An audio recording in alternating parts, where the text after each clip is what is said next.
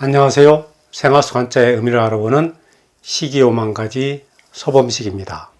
지난번 영상에서는 윗옷을 그린 옷 의자와 포르를 배에 싣고 가는 모양을 그린 옷복자, 그리고 집에서 입는 옷을 말했던 치마상자까지 알아보았습니다. 우리가 자주 쓰는 말 중에 입판사판이라는 말이 있습니다. 이 말의 뜻은 막다른 데 이르러 어찌할 수 없게 된 지경에 이르렀다 라는 뜻입니다. 입판사판을 한자로 써보라고 한다면 입판사판, 2번 판단하고 또 4번 판단하고 그래도 알 수가 없다, 그렇듯합니다. 또 넉사자를 죽을 사자로 바꾸어서 2번 판단하고 죽을 정도로 힘이 들 정도로 판단하다, 입판사판, 이 말도 그럴듯해 보입니다.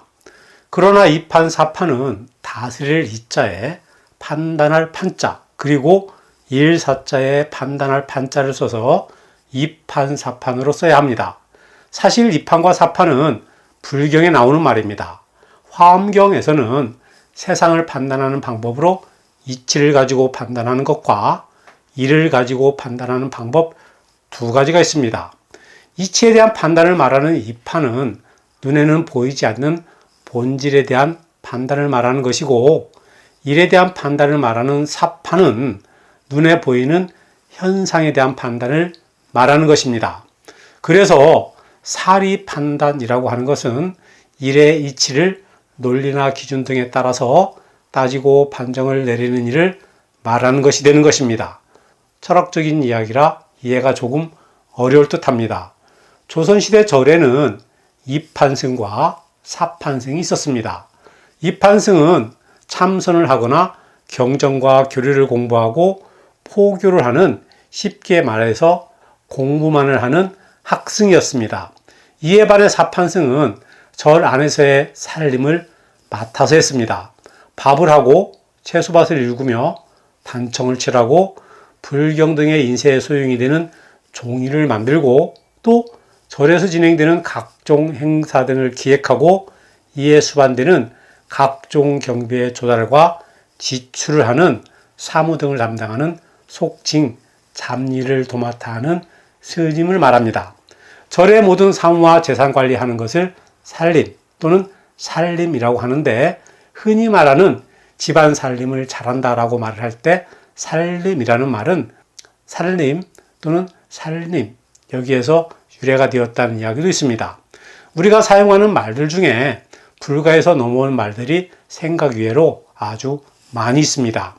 물론 마음속으로 입판승은 사판승을 보고 돈밖에 모르는 무식한 놈이라고 경멸을 하고, 사판승은 입판승을 보고 아무것도 할 줄 모르는 밥 버러지라고 무시할지도 모르지만, 입판승과 사판승은 서로가 담당하는 부분이 다르기 때문에 평상시에는 아무런 문제가 발생되지 않았습니다.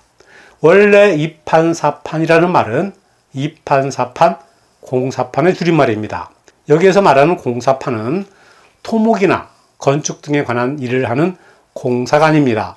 절에서 중요한 결정을 할 때에는 여러 사람이 모여서 여러 사람의 논의를 거치게 되는데, 이것을 이바지할 공자에 말씀 사자를 써서 공사라고 합니다.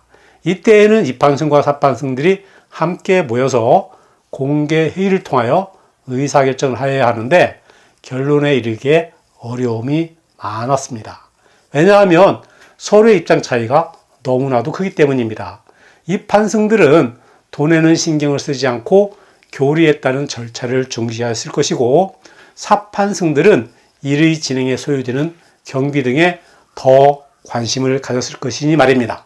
이치로 판단하는 입판과 이를 가지고 판단하는 사판은 절 안에서도 또 세상을 살아가는 데 있어서도 어느 한쪽이라도 없어서는 안 되는 상호 보완적인 아주 중요한 일들입니다. 그러나 이러한 의미들이 부정적인 의미인 막다른 데 이르러 어찌할 수 없게 된 지경이라는 의미로 쓰이게 된 이유는 유교를 숭상하고 불교를 억압하는 조선의 정책에 기인한 것이라고 보여집니다. 이러한 정책으로 승려들은 천민으로 전락을 하고 온갖 자벽으로 내몰리게 됩니다. 심지어는 도성에 출입조차 할 수 없게 됩니다. 그래서 당시에 승려가 된다는 것은 인생에서 막다른 데 이르러 어찌할 수 없는 지경에 이르렀다는 의미가 되어버렸습니다. 주민들로부터 존경을 받았던 종교 지도자가 국가의 정치 이념이 바뀌게 되면서 최하하 계층의 신분으로 전락을 하게 되어버린 것입니다. 우리는 무의식적으로 이판사판, 공사판이라는 말을 사용하여 왔습니다. 이제라도 그 의미를 알게 되었으니 제대로 쓰셔야겠지요. 지금까지 말씀드린 내용을 정리를 하면 이판은 눈에는 보이지 않는 본질에 대한 판단을 말하는 것이고, 일에 대한 판단을 말하는 사판은 눈에 보이는 현상에 대한 판단을 말하는 것이다 라고 말씀을 드렸습니다. 그리고 중요한 결정을 할 때 여러 사람들의 논의를 거쳐 판단하는 것을 공사판이라고 말씀을 드렸습니다. 오늘도 시청을 해주셔서 대단히 감사합니다. 제 영상이 도움이 되셨다면 구독과 좋아요 부탁드립니다. 감사합니다.